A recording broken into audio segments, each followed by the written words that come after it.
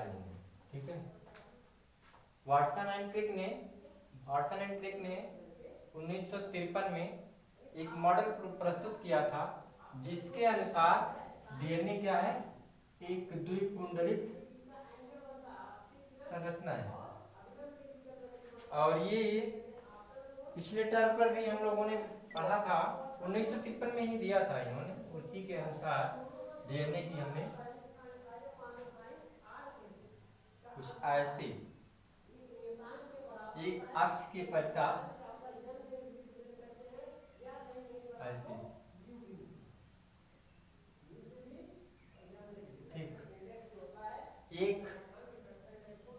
सिरे पर 5वां कार्बन एटम डीऑक्सीराइबोस शुगर का, तो उसके दूसरे सिरे पर तीसरा कार्बन एटम फ्री होता है। ठीक, और दूसरी जो श्रृंखला होती है ये यहाँ पर 5वां कार्बन और यहाँ पर तीसरा।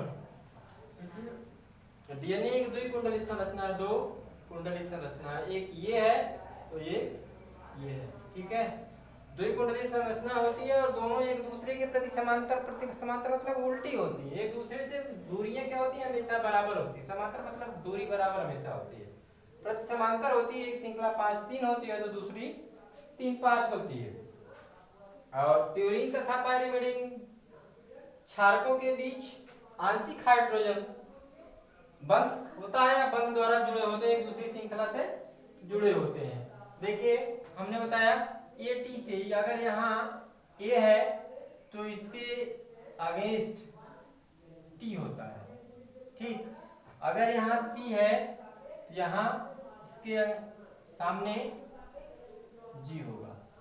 ठीक, लेकिन हमेशा ए टी से जुड़ता है और सी जी से जुड़ता है। ए और टी के बीच डबल बॉन्ड और सी और जी के बीच ट्रिपल बॉन्ड, आंशिक हाइड्रोजन बॉन्ड होते हैं। और हमने उस दिन ही आपको बताया था इन दोनों श्रृंखलाओं की बीच की दूरी कितनी होती है, इन दोनों श्रृंखलाओं के बीच की दूरी 20 एंगस्ट्रॉम, 20 एंगस्ट्रॉम। और एक कुंडल, एक कॉइल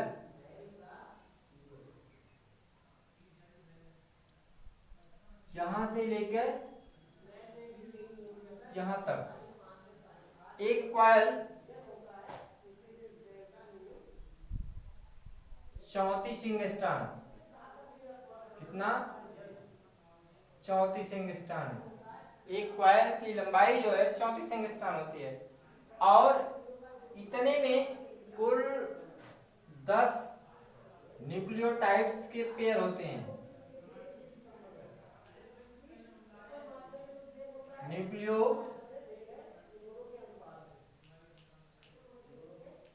न्यूक्लियोटाइड्स युगल।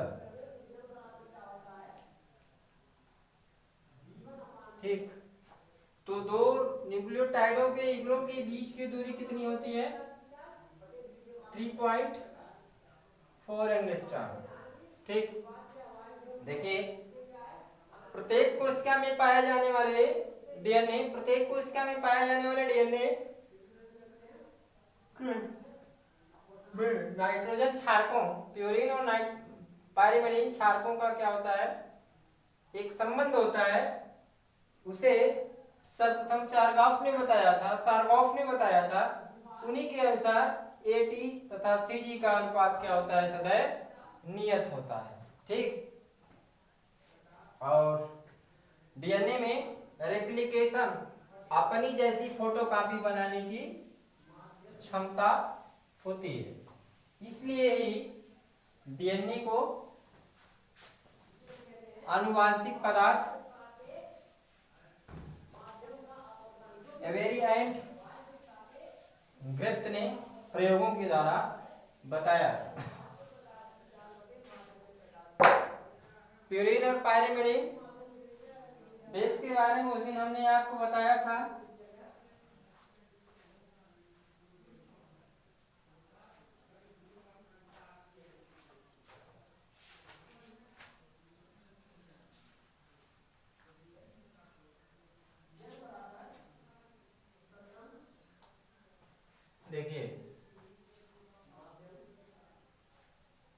डीऑक्सी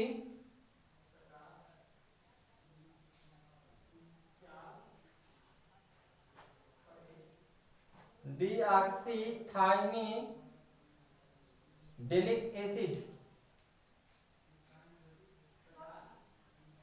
डिलिक अम्ल का यहाँ स्ट्रक्चर हम आपको दे रहे हैं। देखिए ये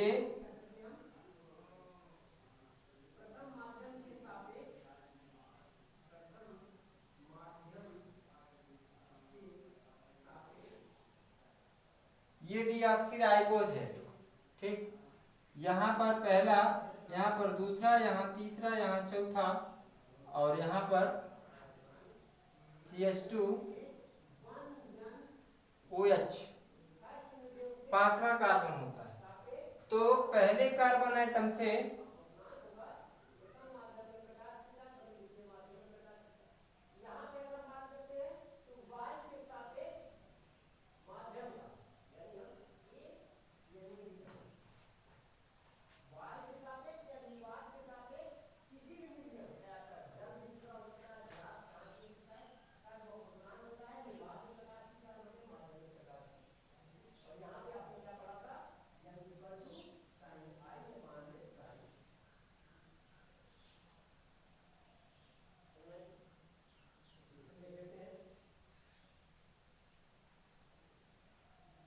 NH2,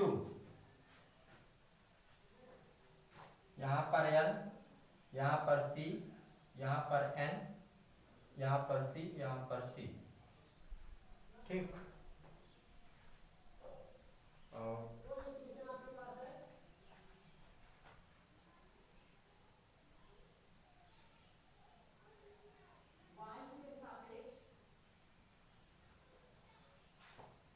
और इस पे एक OH हट जाता है, यहाँ पर जुड़ता है फास्फोरस।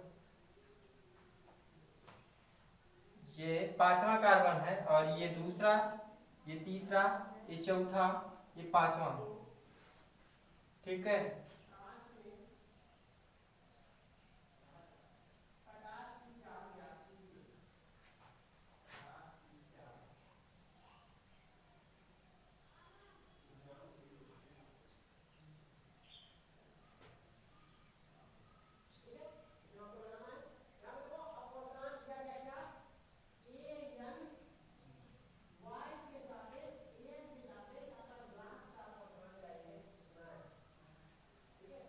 ये है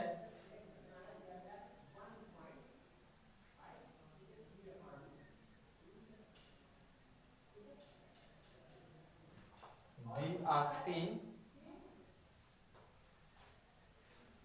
साइटिडिलिक एसिड, डीऑक्सी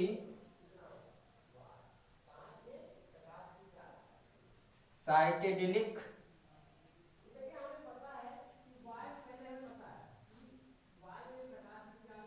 डिलिक अम्ल,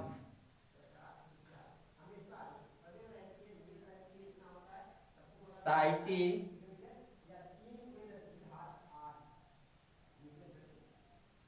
डिलिक अम्ल,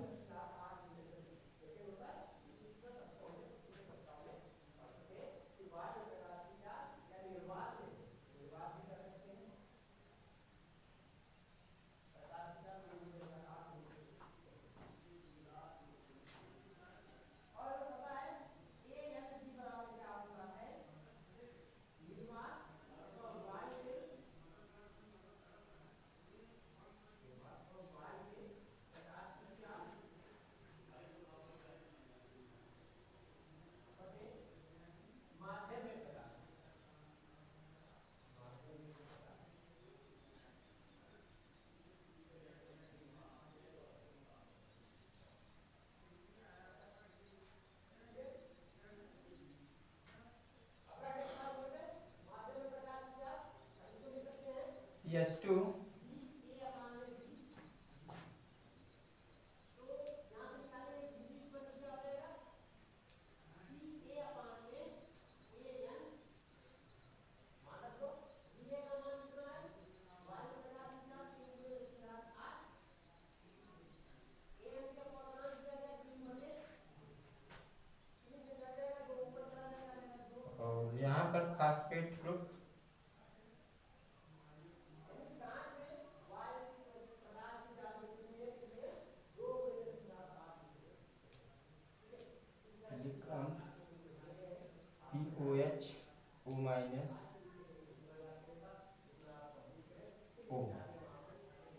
दैट इज डीऑक्सीथाइमिडिलिक अम्ल। इसी प्रकार से अन्य, ठीक, ये है न्यूक्लियोटाइड, इसे कहते हैं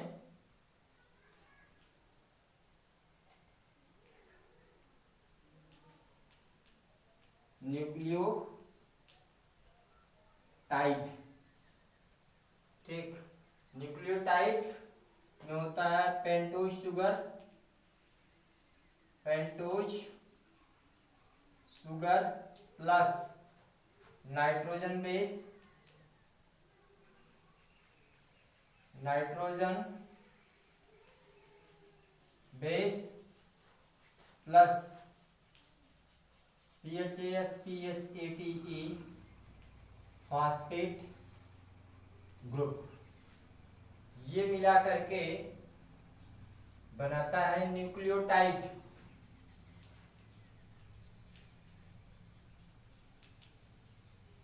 और प्रत्येक न्यूक्लियोटाइड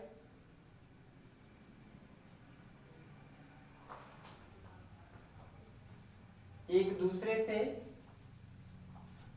एक 5 पे और दूसरा 3, 1 2 3 4 5, 3 और 5 के मध्य डाइफास्फोएस्टर बॉन्ड या फास्फेट ग्रुप एक दूसरे न्यूक्लियोटाइड को जोड़ने का काम करता है। डाइफास्फोएस्टर बॉन्ड द्वारा प्रत्येक न्यूक्लियोटाइड 3 और 5वें कार्बन एटम पर एक दूसरे से क्या होते हैं, जुड़े होते हैं।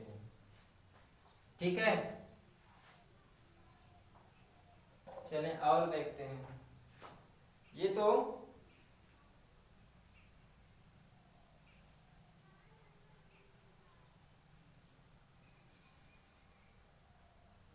ये टी,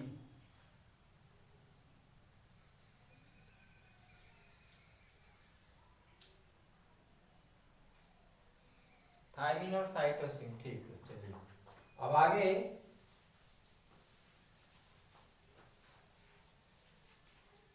ये तो पैरिमिडीन बेस के न्यूक्लियोटाइड थे। अब अगला है प्यूरीन बेस के न्यूक्लियोटाइड्स।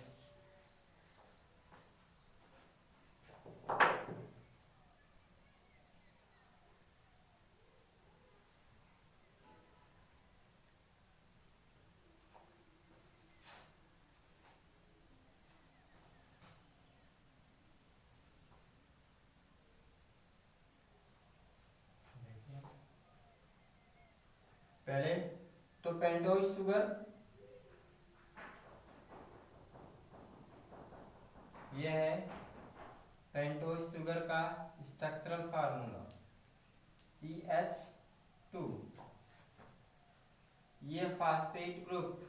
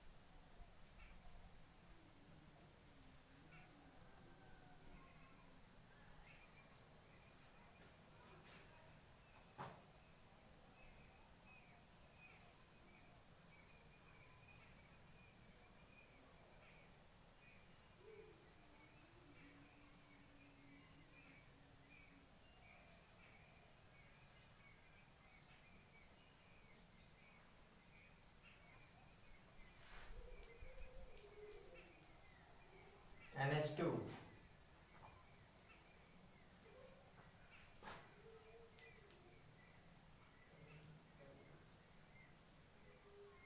यहाँ C, यहाँ C, यहाँ N और यहाँ पे C, ये है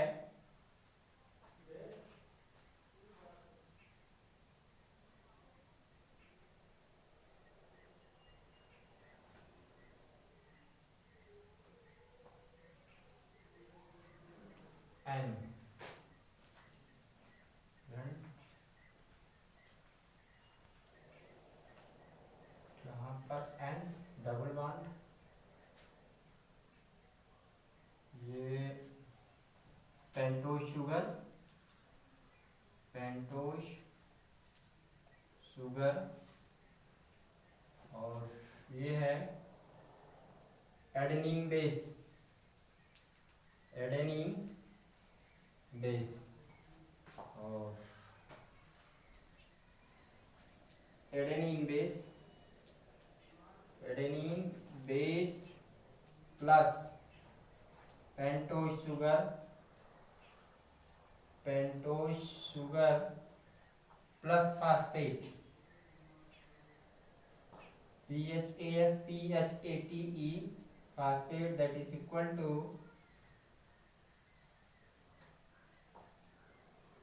deoxy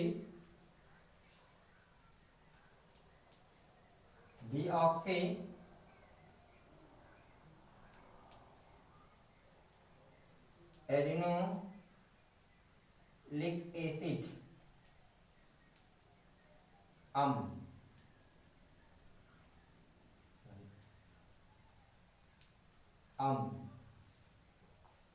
ये है न्यूक्लियोटाइड, CLEOTIDE,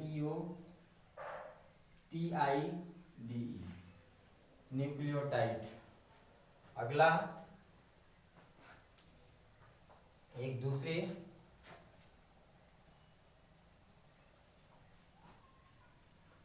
पेंटोज शुगर का structure,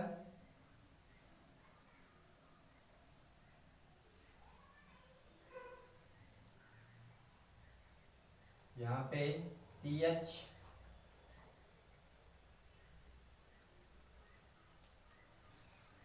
OH O minus,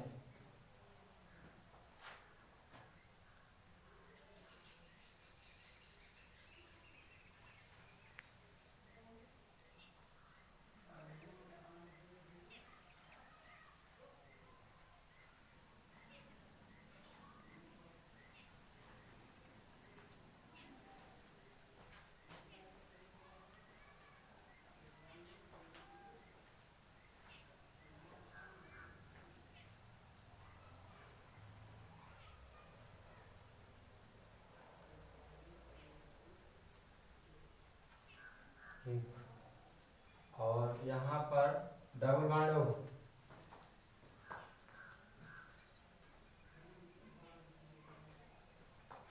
double bond O NH2, यहाँ पर NS2, और यहाँ पर C, यहाँ पे C, यहाँ पे N। ये है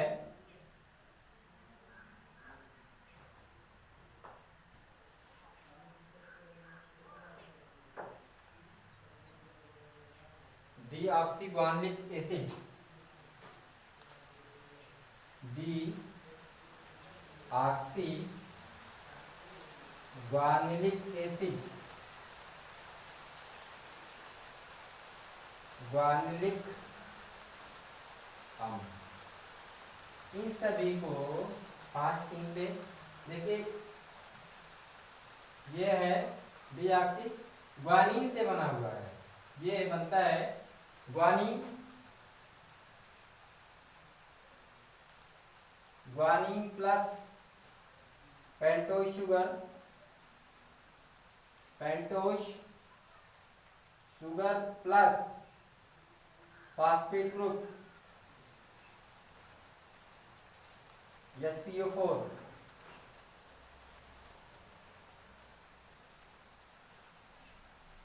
न्यूक्लियोटाइड।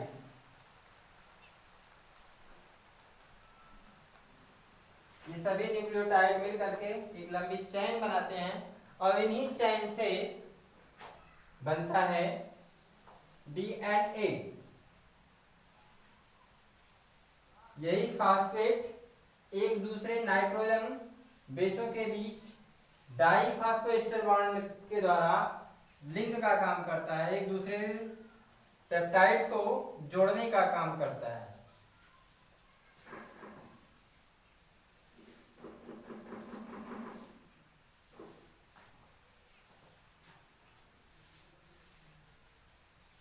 अगला importance of DNA।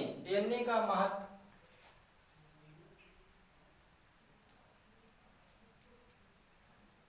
Importance of DNA, DNA का महत्व। जैसा कि हम जानते हैं कि डीएनए एक आनुवंशिक पदार्थ है। डीएनए एक आनुवंशिक पदार्थ है जो आनुवंशिक सूचनाओं को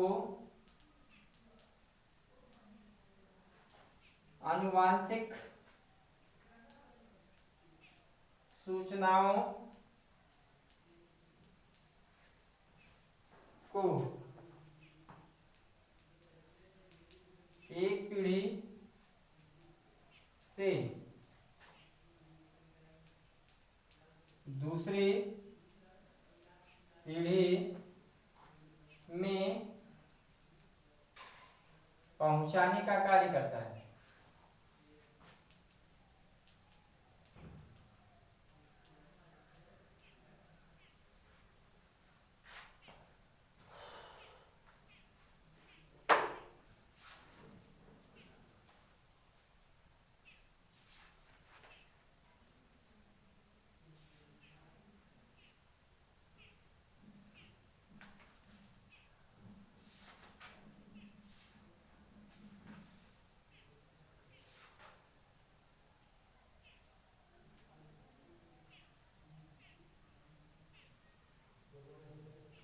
दूसरा, डीएनए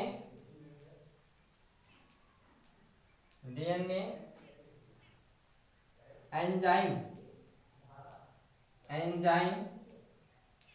के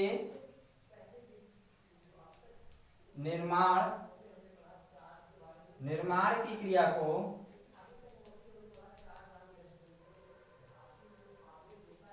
नियंत्रित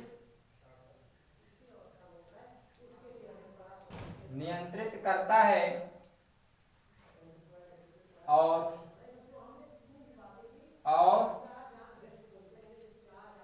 जीव के अंदर होने वाली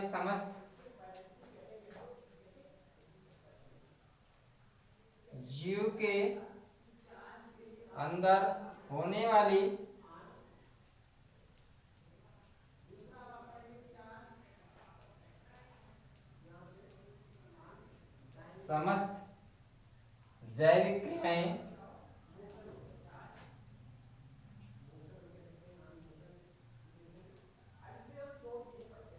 एंजाइम के द्वारा उत्प्रेरित होती हैं।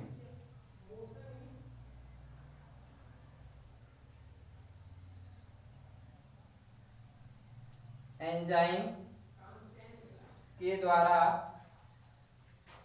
उत्प्रेरित होती हैं।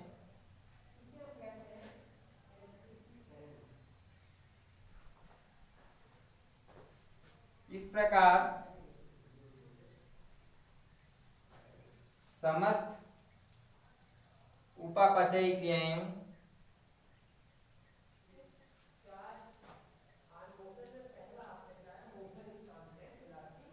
क्रियाओं पर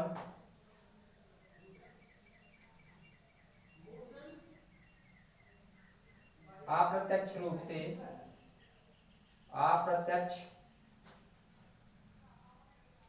से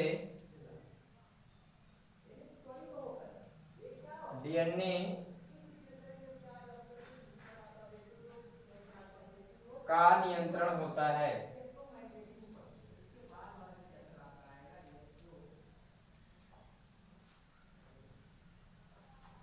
इस प्रकार समस्त जैविक क्रियाओं के ऊपर डीएनए का क्या होता है? नियंत्रण होता है।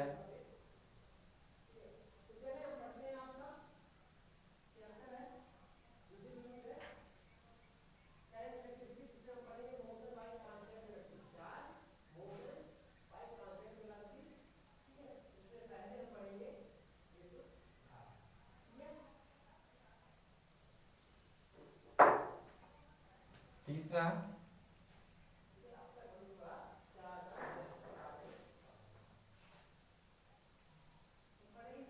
डीएनए में उत्परिवर्तन उत्परिवर्तन के कारण जीव में नए गुण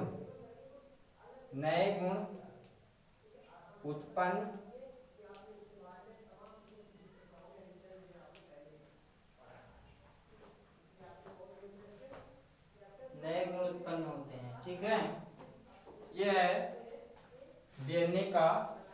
और डीएनए में अब रिप्लिकेशन होता है, अपने जैसी फोटोकॉपी बनाने में सक्षम होता है।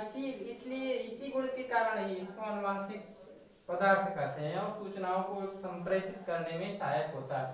एक पीढ़ी से दूसरी पीढ़ी में सूचनाओं को क्या करता है, संप्रेषित करता है, पहुंचाने का कार्य करता है। इसलिए ही डीएनए को आनुवांशिक पदार्थ के रूप में अंगीकृत किया जाता है।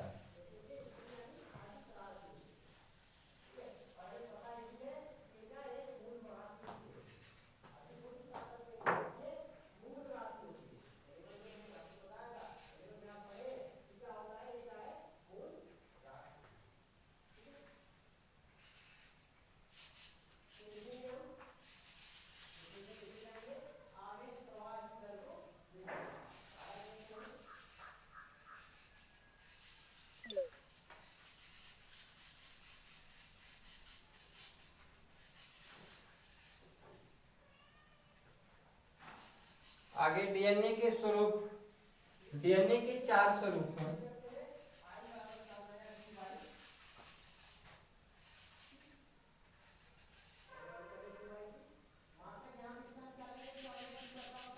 डीएनए के स्वरूप या प्रकार, ये DNA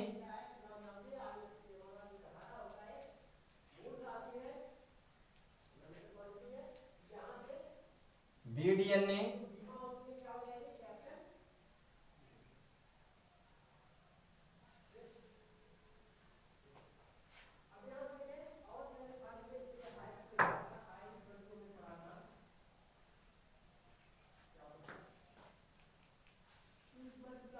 C DNA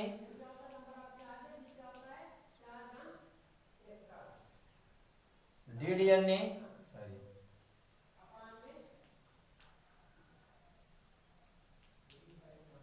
D DNA और लास्ट है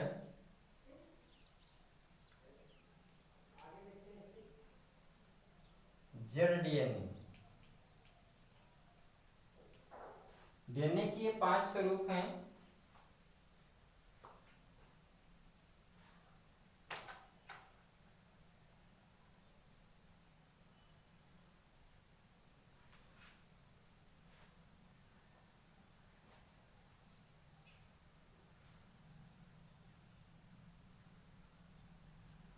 चलें, पहले ये डीएनए देख लीजिए। ये डीएनए में प्रत्येक श्रृंखला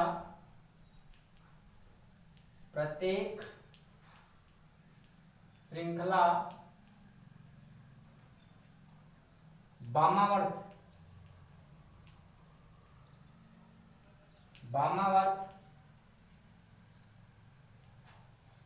कुंडलित होती है।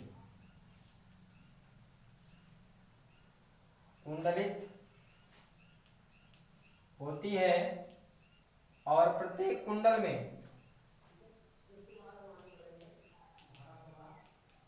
थोड़ी थोड़ी अंतर है। प्रत्येक कुंडल में 11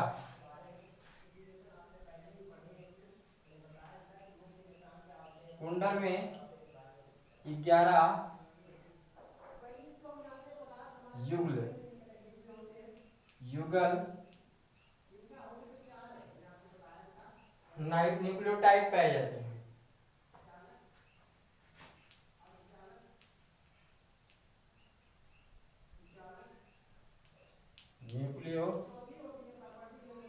टाइट पाए जाते हैं। ठीक। और यह भी राइट हैंडेड होती है, यह भी राइट हैंडेड होती है। और प्रत्येक कुंडलन में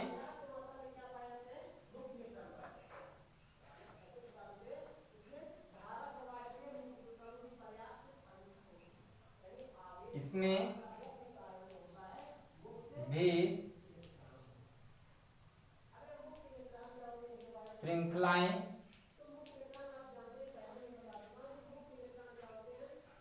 राइट हैंडेड होती हैं।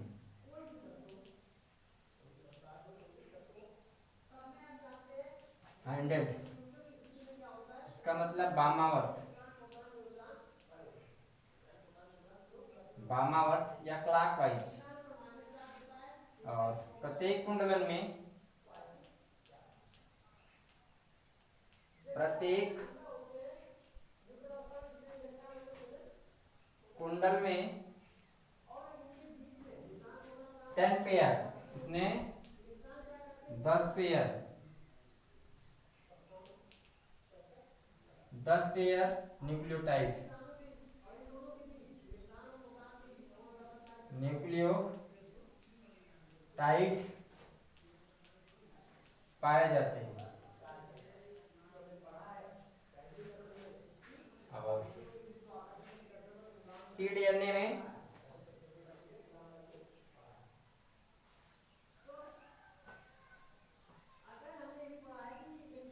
यह भी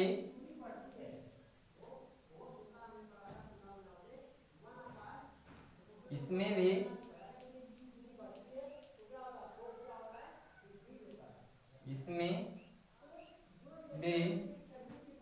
राइट हैंडेड वामावर्त, वामावर्त।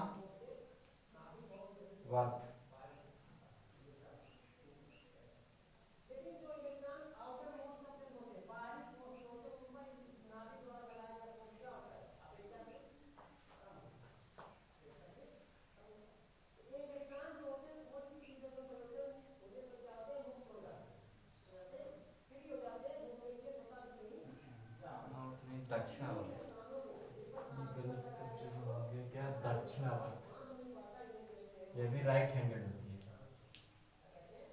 दक्षिणावर्त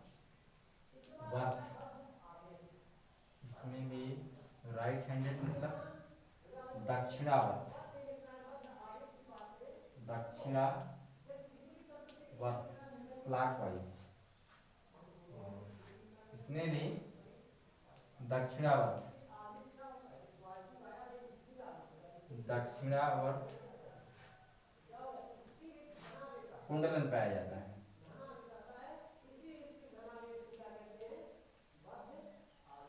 कुंडलन पाया जाता है प्रत्येक कुंडल में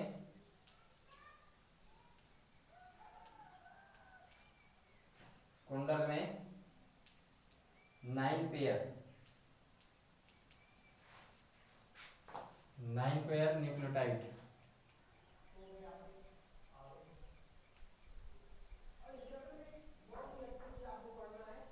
न्यूक्लियोटाइड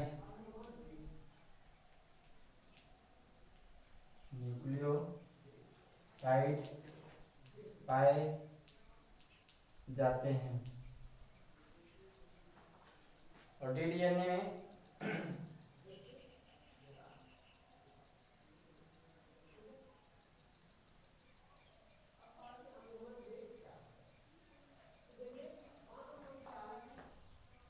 यह भी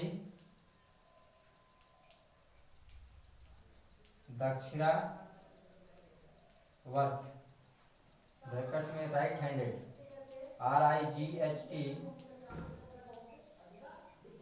राइट हैंडेड कुंडलन,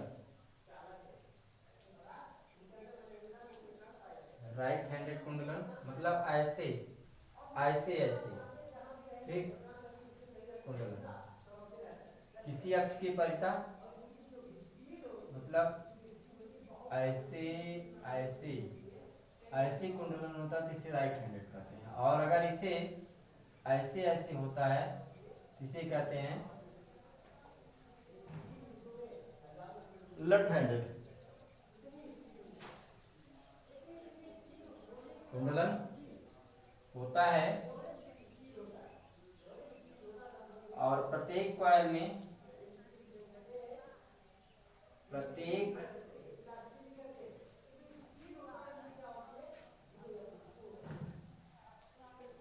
कुंडल में 8 पेयर, प्रत्येक कुंडल में 8 पेयर न्यूक्लियोटाइड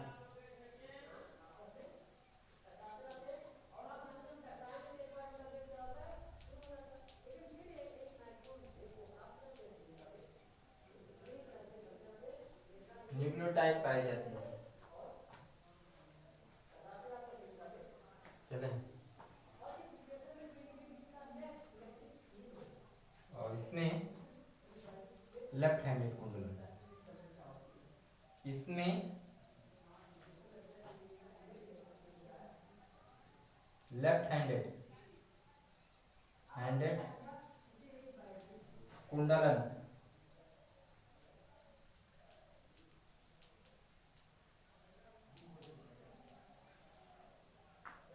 प्रत्येक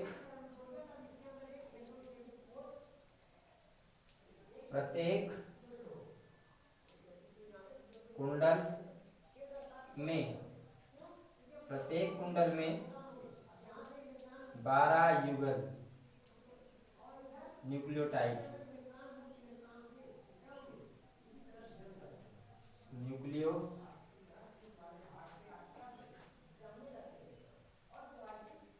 पाए जाते हैं।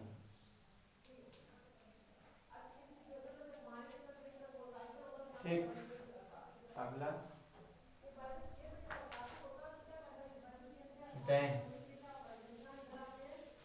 कोडिंग डीएनए, नॉन कोडिंग, सक्रिय और निष्क्रिय डीएनए।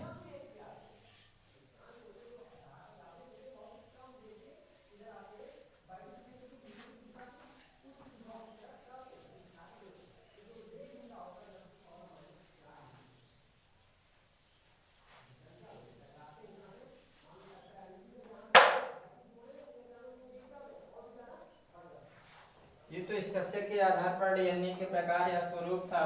इसमें 5 प्रकार का पाया जाता है। ये ए DNA, B DNA, C DNA, D DNA और जेड डीएनए।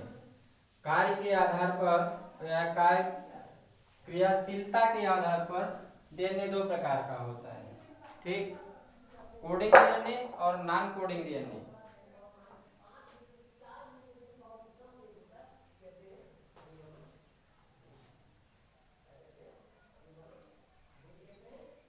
Coding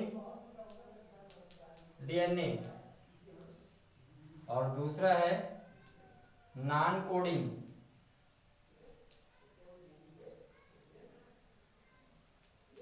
DNA. मुख्यतः 2 प्रकार का होता है, एक तो कहते हैं कोडिंग डीएनए और दूसरा नॉन कोडिंग डीएनए।